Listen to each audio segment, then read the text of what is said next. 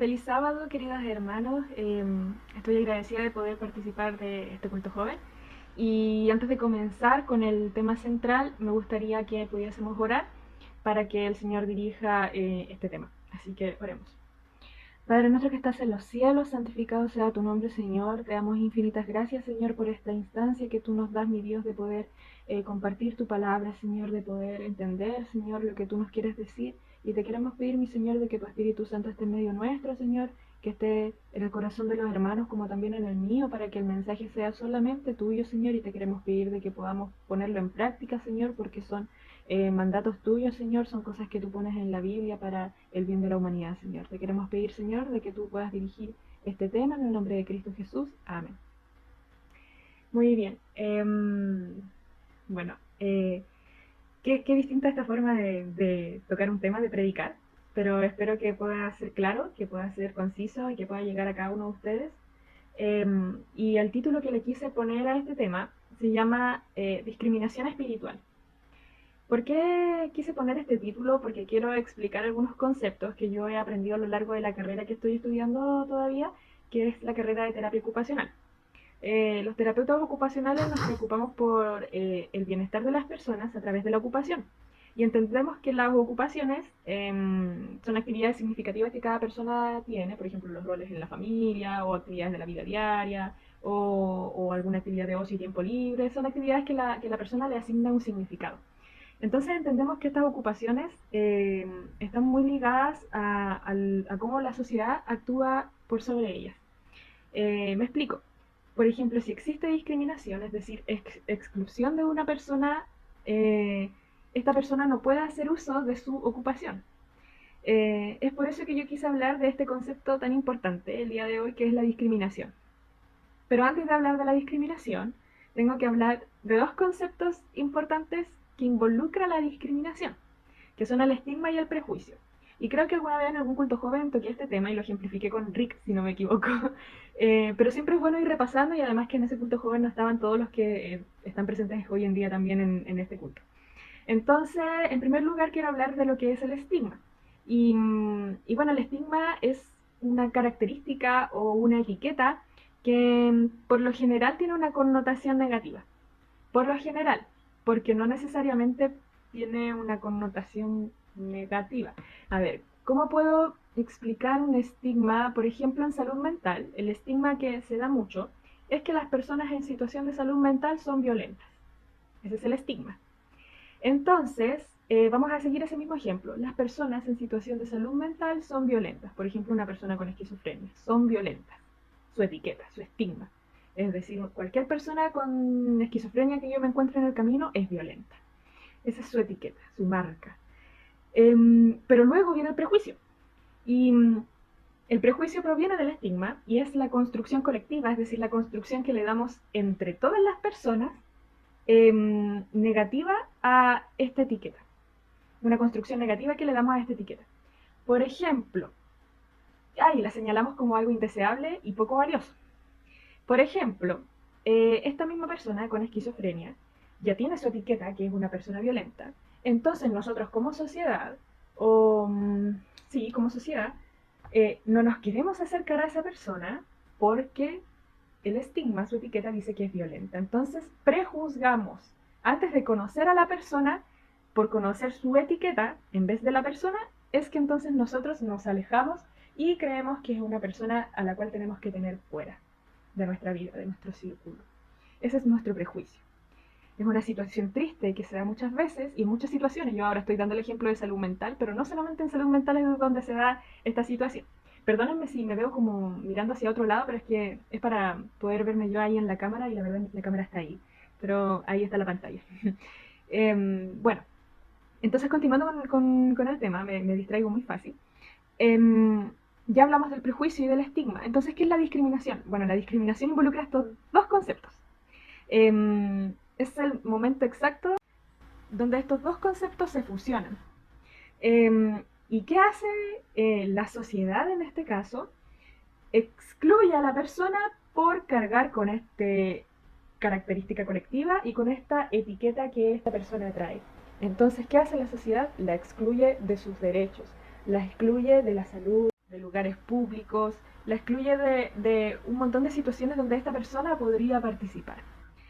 Entonces ahora que ya entendemos lo que es la discriminación y que ya entendemos lo que es un estigma y un prejuicio, ¿qué es lo que nos dice la Biblia acerca de esto? ¿Qué es lo que hizo Jesús? Jesús veía el estigma de las personas, se hacía prejuicio de esos estigmas, o él veía más allá, él veía el corazón. Eh, ¿Qué debemos hacer nosotros? ¿Cierto? Entonces, en primer lugar les quiero hablar de lo que era la mujer samaritana.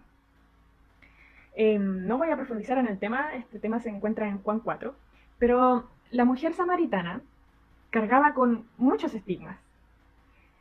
Era mujer, ¿cierto? Había hecho muchas cosas malas porque tenía muchos esposos. Eh, o sea, no es que tenía muchos, había tenido muchos esposos.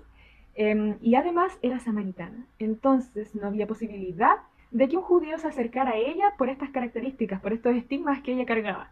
Entonces los judíos hacían prejuicios de esta persona y no había posibilidad de que se acercaran a ella. Pero ¿qué hizo Jesús?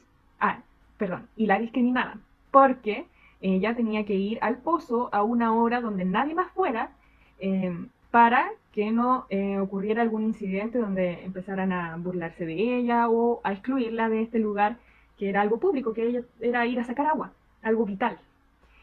Pero ¿qué hizo Jesús? Jesús pasó por Samaria con la intención de encontrarse con esta mujer. Entonces, él conversó con ella y todos sabemos la historia, le habló del agua de vida y esta mujer quedó maravillada en primer lugar porque un hombre primero, judío además, se estaba acercando a ella, conversando con ella y hablándole de la palabra. Entonces, ¿qué pasó con el corazón de esta mujer? Es que se enterneció tanto con este acto que ella lo que hizo fue predicar de este Jesús que se había acercado a ella. Qué hermoso, ¿cierto? A mí me emociona mucho porque nosotros humanamente quizás con tanto estigma que cargamos, con tanto prejuicio que cargamos, no habríamos hecho tal acción. Esa es la primera historia. La segunda historia la vamos a buscar y se encuentra en Juan capítulo 8, versículo del 6 al 7. Así que vamos a ir a Juan. Yo no quise tener anotados los versículos porque quiero darles el tiempo a ustedes también de buscar. Juan 8, versículos del 6 al 7. Y dice así: estos decían probándolo, para tener de qué acusarlo, pero Jesús, inclinado hacia el suelo, escribía en tierra con el dedo. Estamos hablando de la mujer adúltera. Y como insistieron en preguntarle, se enderezó y les dijo: el que de vosotros esté sin pecado sea el primero en arrojar la piedra. E inclinándose de nuevo hacia el suelo, siguió escribiendo en tierra. Nosotros sabemos, gracias a Elena de White, que lo que escribía era los pecados de los que estaban allí juzgando, ¿cierto? Pero ellos, al oír esto, acusados por su conciencia, fueron saliendo uno a uno, comenzando desde los más viejos hasta los más jóvenes. Solo quedaron Jesús y la mujer que estaba en medio. Y nuevamente vemos a un Jesús rompiendo todos los estigmas y todos los prejuicios. A Jesús no le importó que esta mujer cargara con el estigma de ser adúltera, con el prejuicio de ser una mujer pecadora, porque colectivamente entre todos esos hombres la estaban prejuiciando de pecadora, y con la discriminación de ser apedreada. La estaban excluyendo de toda la sociedad al intentar quitarle la vida a través de este acto que era apedrearla. Pero ¿qué hizo Jesús? Sobrepasó todo esto, empezó a escribir en el suelo los pecados de todos los que estaban alrededor y hizo que esta gente se fuese alejando. Rompió nuevamente todos los esquemas de que en ese entonces la sociedad tenía impuesto. Y quiero continuar con estas historias de Jesús que son tan intensas, tan emocionantes, a mí me paran los pelos. Me gustaría ir a Lucas 17, versículo del 11 al 19. Lucas 17, del 11 al 19. Y aquí hay otra historia de Jesús rompiendo todos los esquemas. Y voy a comenzar a leer. Versículo 11. Yendo Jesús a Jerusalén, pasaba entre Samaria y Galilea. Al entrar en una aldea le salieron al encuentro 10 hombres leprosos, los cuales se pararon de lejos y alzaron la voz diciendo: Jesús, Maestro, ten misericordia de nosotros. Cuando él los vio les dijo: id, mostraos a los sacerdotes. Y aconteció que mientras iban quedaron limpios. Entonces uno de ellos, viendo que había sido sanado, volvió glorificando a Dios a gran voz, y se postró rostro en tierra a sus pies dándole gracias. Este era samaritano. Jesús le preguntó, ¿no son 10 los que han quedado limpios y los 9 dónde están? No hubo quien volviera y diera gloria a Dios sino este extranjero. Y le dijo, levántate, vete, tu fe te ha salvado. Las personas con lepra tenían un estigma de que al estar así enfermos, enronchados, era porque algo malo habían hecho. Esa era su etiqueta. Entonces toda la sociedad creía en esta etiqueta. Algo malo hicieron. Y eso malo, además, se mostraba a través de una enfermedad. Y esta enfermedad era contagiosa. Entonces, ¿qué hacían? Los discriminaban. ¿De qué manera los discriminaban? Los excluían de la sociedad. Lo más lejano posible, por favor. Pero Jesús, ¿qué hizo? Fue hacia ellos. Y los sanó. Y uno de ellos, a pesar de cargar con el estigma de pecador porque estaba enfermo, el prejuicio que había ante su enfermedad, también había un prejuicio por ser samaritano, ¿cierto? Ya lo vimos en la historia anterior. Pero aún así Jesús rompió todos esos esquemas sociales, conversó con ellos, habló con ellos y con su poder los sanó y con su fe también. Entonces, nuevamente vemos a un Jesús rompiendo todos los esquemas. Podemos ver a lo largo de los evangelios de la Biblia cómo el Señor nos muestra cómo nosotros ser como personas. Y la verdad es que no solo en esto es que nosotros podemos visualizar este Jesús que va en contra de la discriminación, sino que también él al elegir a sus discípulos. En ese tiempo los fariseos hubiesen creído en primer lugar que Jesús iba a llegar no siendo una persona naciendo en un pesebre. Así que incluso el mismo Jesús cargaba con un estigma y un prejuicio y era discriminado por eso, porque no lo reconocieron como el Mesías, incluso aunque la palabra se los dijera, no lo reconocieron porque cargaban con ese prejuicio y no se lo querían sacar de la cabeza. Entonces Jesús era discriminado por los fariseos. Y Jesús al elegir a sus discípulos tampoco fue a las personas que uno hubiese creído que el maestro hubiese escogido, ¿cierto? Eran personas pecadoras, personas de oficios pobres, ¿cierto? Pero el Señor vio más allá. Entonces aquí somos llamados nosotros a ser como Jesús, a poder seguir sus pasos, a poder caminar sus pasos y romper los esquemas. Muchas veces estamos tan inmersos en los prejuicios, en los estigmas, tenemos un velo tan grande sobre nuestros ojos que no podemos ver más allá. No podemos ver más allá. Y la verdad es que, bueno, en las prácticas de terapia ocupacional me he dado cuenta mucho de eso, que incluso yo, después de muchos años de estudio, incluso yo cargo con estigmas, cargo con prejuicios, porque la sociedad me los ha impuesto. Porque la sociedad me los ha metido tanto en la cabeza estos estereotipos, estas etiquetas, que yo me las creo, me las comienzo a creer.